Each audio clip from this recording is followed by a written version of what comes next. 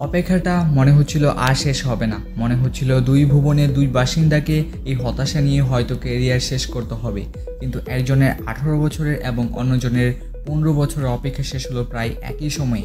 Harry কেনের Bundesliga জয়ের পর 1 মাস পর প্রথমবারের মতো আইপিএলের শিরোপা জিতলেন বিরাট কোহলিও। কোহলির আইপিএল জয়ের পর তাকে শুভেচ্ছা বার্তা দিয়েছেন কেইন। দীর্ঘ অপেক্ষা ফুরানোর আনন্দ কেইনের চেয়ে ভালো আর কে জানেন। আহমেদাবাদে গতকাল রাতে আইপিএলের ফাইনালে পাঞ্জাব কিংসকে 6 রানে হারায় রয়্যাল চ্যালেঞ্জার্স বেঙ্গালুরু।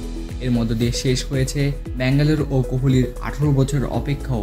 এর আগে 3বার ফাইনাল খেললেও কোনোবারই শেষ পর্যন্ত ট্রফি জিততে পারেনি বেঙ্গালুরু।